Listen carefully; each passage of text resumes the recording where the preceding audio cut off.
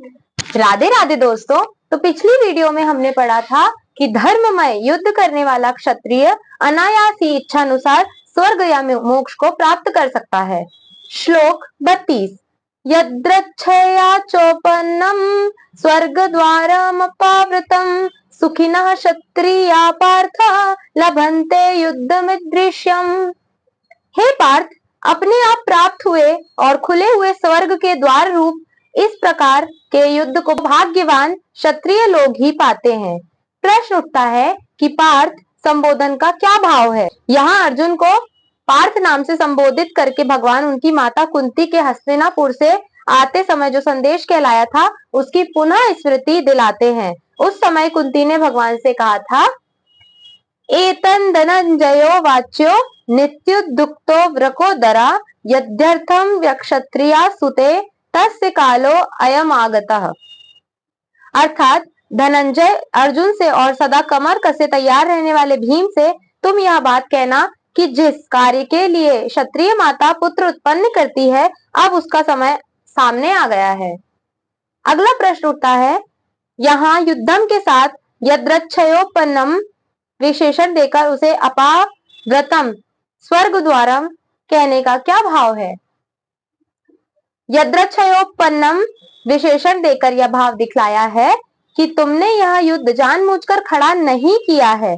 तुम लोगों ने तो संधि करने की बहुत चेष्टा की, किंतु जब किसी प्रकार भी तुम्हारा धरोहर के रूप में रखा हुआ राज्य बिना युद्ध के वापस लौटा देने को दुर्योधन राजी नहीं हुआ, उसने स्पष्ट कह दिया कि सुई की नोक टिके इतनी जमीन भी मैं पांडवों को नहीं दूंगा। तब तुम लोगों को बाध्य होकर युद्ध का आयोजन करना पड़ा। अतः यह युद्ध तुम्हारे लिए यद्रच्छयोपन्नम अर्थात बिना इच्छा किए अपने आप प्राप्त है तथा अपाव्रतम स्वर्ग द्वारम विशेषण देकर यह दिखलाया है कि यह खुला हुआ स्वर्ग का द्वार है। ऐसे धर्म युद्ध में मरने वाला मनुष्य सीधा स्वर्ग में जाता है, उसके मार्ग में कोई भी रोक टोक नहीं कर सकता।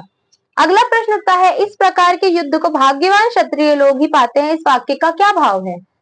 इस वाक्य से भगवान ने यह भाव दिखलाया है कि ऐसा धर्ममय युद्ध जो कि अपने आप कर्तव्य रूप से प्राप्त हुआ है और खुला हुआ स्वर्गद्वार है, हर एक क्षत्रिय को नहीं मिल सकता। यह तो किन्हीं बड़े भाग्यशाली क्षत्रियों को ही मिला करता है। अतएव तुम्हारा बड़ा ही सौभाग्य है जो कि तुम्हें ऐसा धर्ममय युद्ध अनायास ही मिल गया। अतएव अब तुम्हें इससे हटना नहीं चाहिए। कौन कह रहे हैं? भगवान श्री कृष्ण।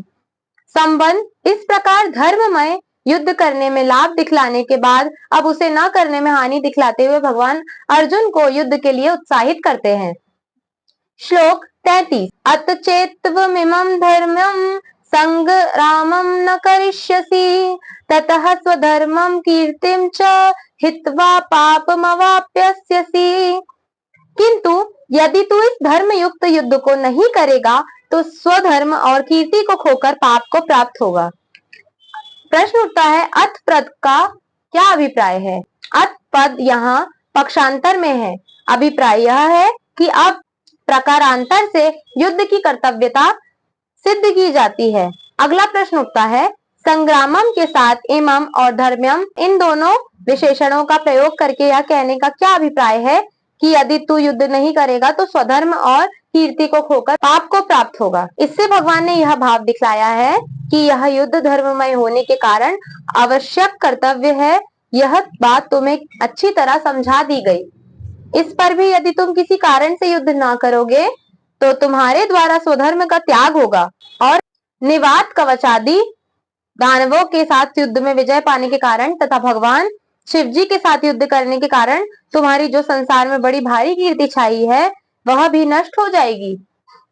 इसके सिवा कर्तव्य का त्याग करने के कारण तुम्हें पाप भी होगा ही। अतएव तुम जो पाप के भय से युद्ध का त्याग कर रहे हो और भयभीत हो रहे हो यह सर्वथा अनुचित है। श्लोक 34। अकीर्तिम चापि भूतानि कथिष्यन्ति ते अव्ययाम संभावितस्य चाकीर्तिर मरणादतिरिच्यते। तथा सब लोग तेरी बहुत कालक रहने वाली अपकीर्ति का भी कथन करेंगे और माननीय पुरुष के लिए अपकीर्ति मरण से भी बढ़कर है। प्रश्न उठता है, यहाँ अपी पद का प्रयोग करके यह कहने का क्या भाव है कि सब लोग तेरी बहुत काल तक रहने वाली अपकीर्ति करेंगे। यहाँ अपी पद का प्रयोग करके इस वाक्य से भगवान ने यह दिखलाया है कि केवल स्वधर्म और कीर्ति का नाश होगा और तुम्हें पाप लगेगा। इतना ही नहीं, साथ ही देवता, ऋषि, मनुष्य आदि सभी लोग तुम्हारी बहुत प्रकार से निंदा भी करेंगे और वह अपकीर्ति ऐसी नहीं होगी जो थोड़े दिन होकर रह जाए, वह अनंत काल तक बनी रहेगी। अतएव तुम्हारे लिए युद्ध का त्याग सर्वथा अनुचित है कि तुम युद्ध का त्याग मत करो। अगला प्रश्न उठता है, माननीय पुरुष के लिए अपकीर्ति मरण से भी बढ़कर है, इस वाक्य का क्या भाव है। इस वाक्य से भगवान ने यह दिखलाया है, यदि कदाचित तुम यह मानते हो कि अपकीर्ति होने में हमारी क्या हानि है, तो ऐसी मान्यता ठीक नहीं है। जो पुरुष संसार में प्रसिद्ध हो जाता है, जिसे बहुत लोग श्रेष्ठ मानते हैं, ऐसे पुरुष के लिए अपकीर्ति मरण से भी बढ़कर दुखदायिनी हुआ करती है। अतएव जब वैसी अपकीर्ति होगी तब तुम उसे सहन ना कर सकोगे, क्योंकि तुम संसार में बड़े शूरवीर और श्रेष्ठ पुरुष के नाम से विख्यात हो। स्वर्ग से लेकर पाताल तक सभी जगह तुम्हारी प्रतिष्ठा है। यह कहकर भगवान ने अर्जुन को युद्ध के लिए आगे बढ़ने को कहा। राधे राधे। अगर आपको हमारी वीडियो पसंद आए तो please like, share and subscribe कीजिए। धन्यवाद।